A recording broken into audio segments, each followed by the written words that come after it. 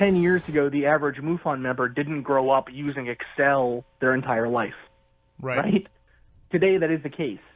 That's the other part of it, is that the ubiquity and access to the internet and access to computers has really, like in a lot of other fields, allowed for really revolutionary changes to be done here, right? And then the other part of it, I think, is that there has been an issue of data collection itself, right? I mean, MUFON, we get about 300 to 500 cases a month of sightings of some sort, and that's all the way from someone claims to have been abducted to someone claims to have seen a star in the sky. So we get about 500, say, of those a month at maximum, and 300 usually on average. That's 300 cases that need to be gone through, and those are all volunteers who are going out and actually talking to the witness, getting their information down, and then making an analysis of what they think has occurred. Mm-hmm. There really has not been a centralized effort by MUFON, or really, as far as I can tell, any UFO organization to collect all of the data out there from the entire community, put it together through some kind of filter system, and for us, that is now going to be our internal review board who will look at all of these cases, and then come out with a useful set of data that can be analyzed by researchers.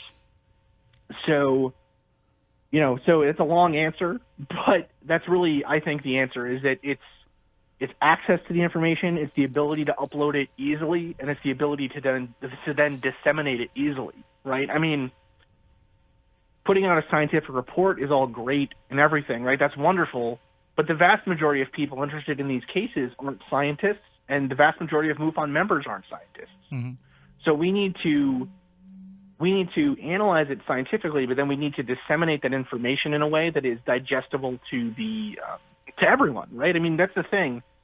I want this information we collect to go out to everybody. I want non-MUFON members, skeptics, MUFON members, true believers, everyone should have access to this information because we're collecting it and trying to do a public service on top of trying to kind of be a voice and be a source of answers for people that have had a weird experience like this.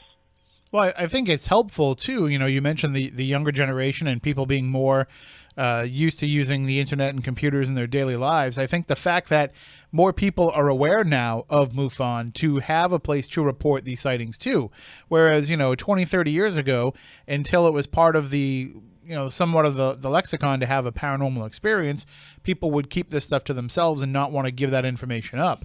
And now, yeah, totally. Now when people have something happen, they're looking, they might see something weird in the sky and just go to Google and type in, who do I report a weird light in the sky to? And then MUFON comes up for a search, Well, it's kind of one of those things where it's kind of a good thing and a bad thing, right? It's just like with the internet with WebMD, right? If you have if you had a weird lump on your body somewhere in previous generations, you maybe would have gone to a doctor for it, but maybe you'd be too embarrassed, right? You just would have let it, whatever.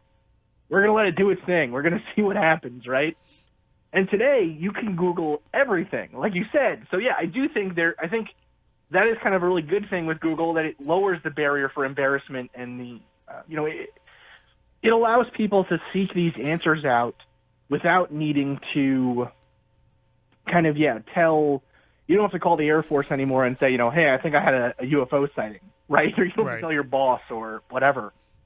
Now, at the same time, though, as although that is a good thing, it's also kind of a bad thing because it means that there is so much, there's so much misinformation, and, I hesitate to call it disinformation. I don't know if that's the case.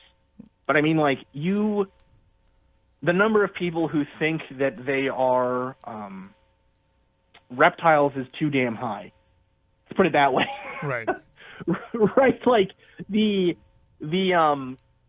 huge majority of information out there on UFOs is probably not grounded in fact. And that's kind of where I hope MUFON can be, as opposed to previous eras, let's say, where MUFON was kind of a gathering place for all of these ideas. I hope that MUFON can start to be a filter and a gatekeeper for We think that these three hypotheses are really good, and these are kind of the areas that we think people should be looking for.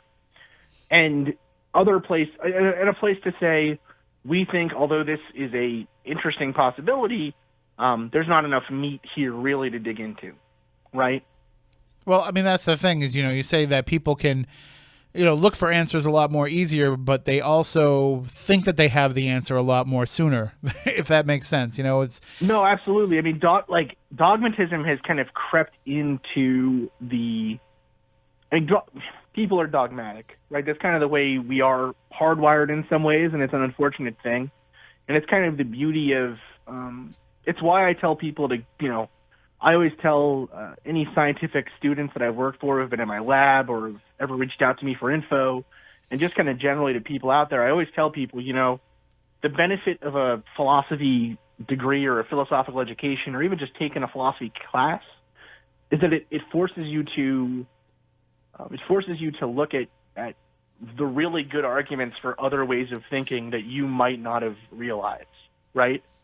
I think that I'll give an example, right? There's really no good way to argue out of Descartes' demon, right? The idea that Descartes said, "I think, therefore I am," and the whole point of that was that he was trying to prove to himself that what could he know without any experiences, right? And so basically, he got to the point where he said, "Well, actually, as far as I know, every piece of sensory information that comes into my brain could be mistaken. My eyes deceive me all the time.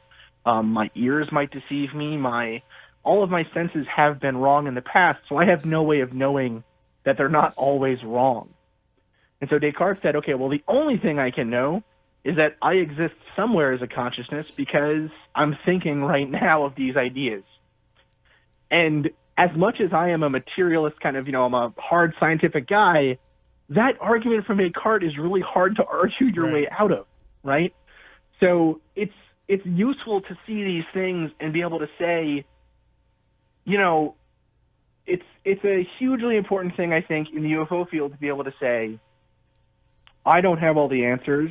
I don't know if these things are figments of our perception, if they are something like Descartes' demon, where, a lot of people say that when they get abducted or they have an experience that it is what they're seeing or experiencing is whatever this thing, these beings want them to see or experience.